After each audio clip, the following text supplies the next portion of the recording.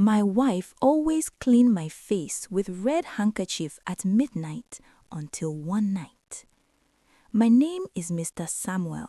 I lived in the city of Lagos with my wife, Mrs. Samuel. Every night, my wife always wake up at exactly 12 a.m.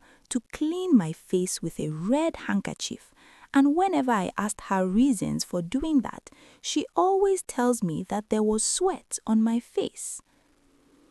At first, I didn't think much of it. Lagos nights are hot, even with the fan running. I assumed she was only being a caring wife. Still, what bothered me was her timing. Not 11:58, not 12:05, exactly 12 a.m. every single night. She never spoke while doing it. She would gently wipe my forehead, my cheeks, sometimes my lips with that same red handkerchief. Then she would fold it carefully, place it under her pillow, and lie back down as if nothing happened. If I pretended to be asleep, she moved slowly, almost cautiously. If I opened my eyes, she would smile faintly and say, "Go back to sleep, you were sweating." But the strange thing was this: I never felt hot. My body felt normal, sometimes even cold. One night, I decided to stay awake and watch properly. I checked the wall clock, 11:45 p.m. My wife was already asleep beside me, her back turned. At exactly 12 a.m., her eyes opened. She didn't stretch, she didn't yawn. She just opened her eyes and sat up straight, like someone responding to a silent alarm. She reached under her pillow and brought out the red handkerchief. Even in the darkness, I could see how deep the red color was. As she leaned toward me, I caught a smell. It wasn't sweat. It was metallic, sharp. My heart started beating fast. She wiped my face slowly, carefully, like she was following instructions. Her eyes were focused, not loving, empty. I grabbed her wrist gently and whispered, "Why do you do this every night?" Her hand froze in the air. For the first time since we got married, she didn't answer immediately. After a few seconds, she said, without looking at me, "Please don't stop me." That sentence sent a chill through my body. I pressed further. "What is on the handkerchief?" She finally looked at me. Her eyes were red, not bloodshot, but glowing faintly like they hadn't slept in years. "It's for your good," she said. The next morning, I checked the handkerchief while she was in the bathroom. It was neatly folded, but when I opened it, I saw dark stains on it. Not fresh, old, layered, like it had been used for a very long time. I took it to the light. The stains were not brown like dirt. They were darker, almost black. That day at work, I couldn't concentrate. I kept thinking about her words, "Please don't stop me." That night, I pretended to fall asleep again. At 11:59 p.m., I quietly turned on the voice recorder on my phone and placed it beside the bed. 12 a.m. She woke up again, but this time, before she touched me, she whispered something under her breath. It wasn't English. It wasn't Yoruba. It sounded old, broken, repeated. I held my breath. She wiped my face again, but this time I felt something wet and warm on my skin, not sweat. I touched my forehead when she turned away. My fingers came back red. I sat up immediately. "I'm bleeding." She turned slowly and said calmly, "It's normal." "Normal for who?" I shouted. Her calm expression disappeared. Fear crossed her face for the first time. "You're not supposed to be awake when this happens." That was when I noticed something else. There was a faint mark on my forehead, like a symbol, barely visible, glowing slightly before fading away. I rushed to the mirror in the bathroom. By the time I looked, the mark was gone. No wound, no cut, nothing. When I returned to the bedroom, my wife was sitting on the bed, holding the red handkerchief tightly. "You have to let me finish what I started," she said quietly. "Finish what?" I asked. She began to cry. "They said if I miss even one night, you won't wake up again." "Who is they?" I asked. She shook her head violently. "I wasn't supposed to tell you." That night, I didn't sleep. The next day, I secretly followed her. She didn't go to work. She entered an old part of Lagos I had never seen her visit before. Narrow streets, silent houses, no noise. She entered a small building with no signboard, carrying the red handkerchief in her bag. I waited outside. At exactly 12 p.m., I heard chanting from inside, and my name, my full name, was being spoken slowly, over and over again. I stayed where I was, hidden behind a cracked concrete wall, my heart pounding so loudly I was sure it would give me away. The chanting inside the building grew louder, then suddenly stopped. Silence followed. Not the normal Lagos silence with distant horns or voices. This one felt heavy, like the air itself was listening. Then the door opened. My wife stepped out. She looked different. Her shoulders were slumped as if something heavy had been placed on her back. Her eyes were downcast and the red handkerchief was no longer in her bag. She held nothing in her hands, yet her fingers were stained faintly red, as though the color had sunk into her skin. She didn't look around. She didn't sense me. She simply walked away. I waited until she turned the corner before stepping out. Against every instinct, I moved closer to the building. The door was still slightly open. Inside, the place was empty. No candles, no people, no altar.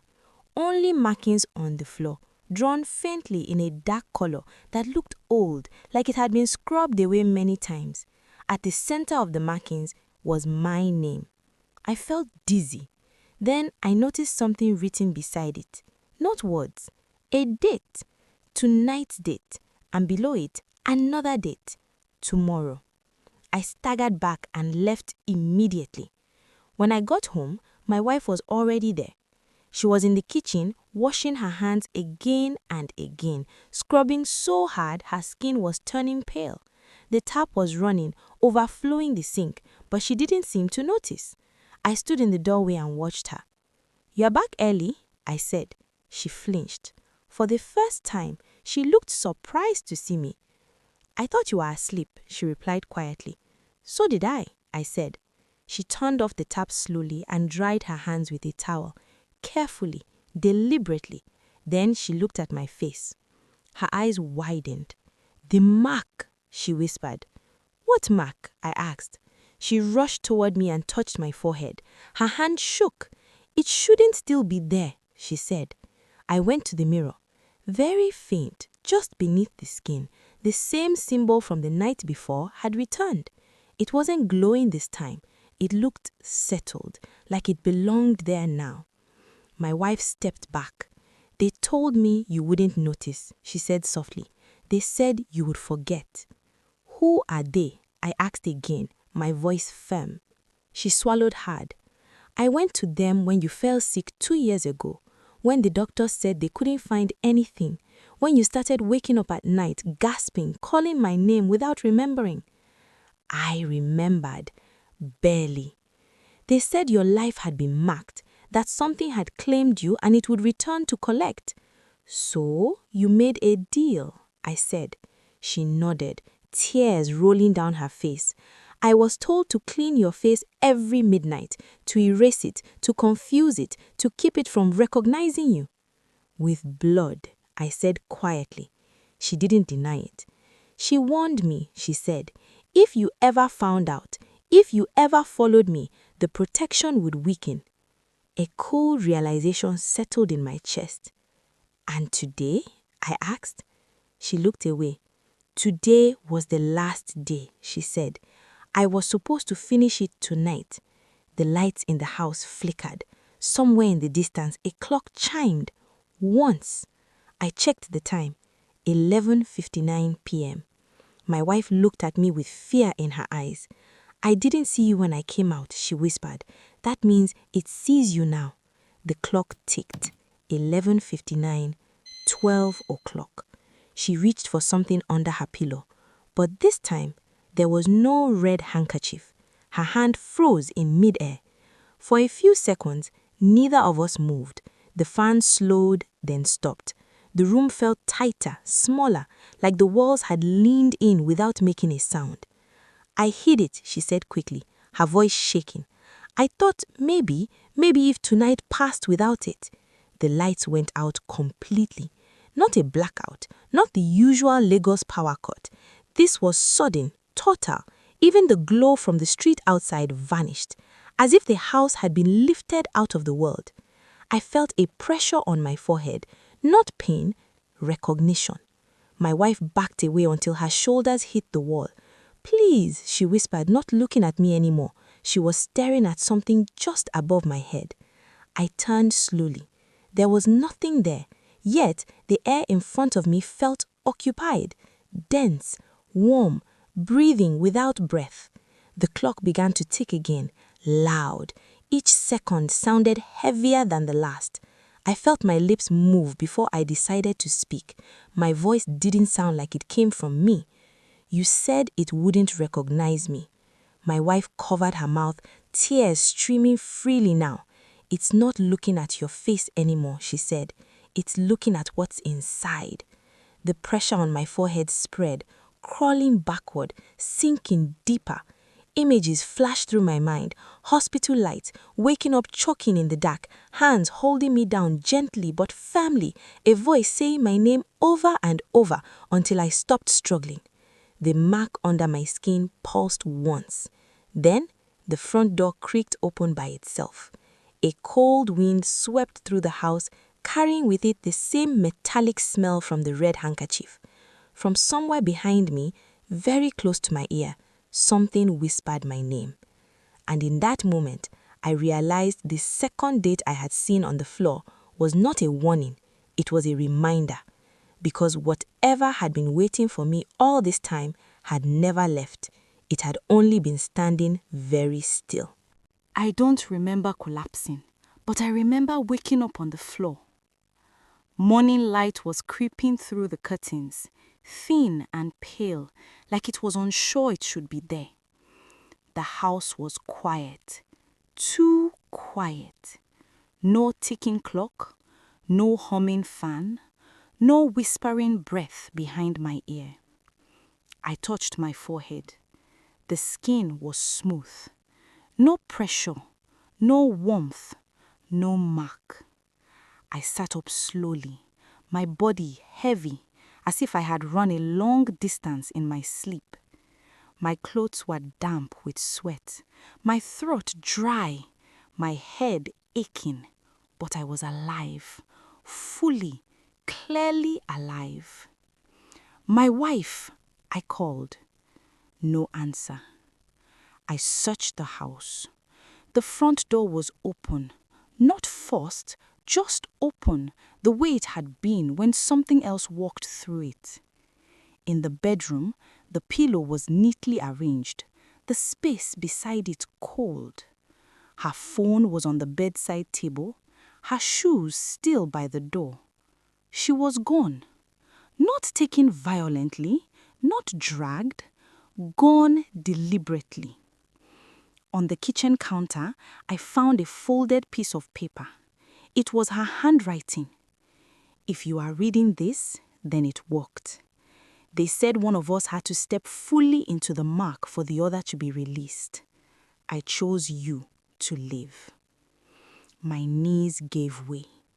I sat on the floor and read the letter again and again, my hands shaking. She wrote that when the protection broke, the thing no longer wanted me the way it used to. It had already tasted her fear, her devotion, her years of obedience. In the moment the house went dark, she stepped forward, not to fight, not to beg, but to offer herself in my place. Not her life, her bond. They cannot keep what refuses to belong, she had written, but they can follow what keeps looking back. She left so I wouldn't. For weeks after that night, I was weak. The sickness that had haunted me for years didn't return, but my body had to relearn peace. I slept without gasping. I dreamed without waking in terror. Doctors ran tests again. This time, everything came back normal. They said it was stress. They were wrong. Sometimes, very early in the morning, I would feel it, a stillness in the room like the pause before a question. But it never touched me again. Whatever had claimed me had been unclaimed. As for my wife, days turned into weeks, weeks into months.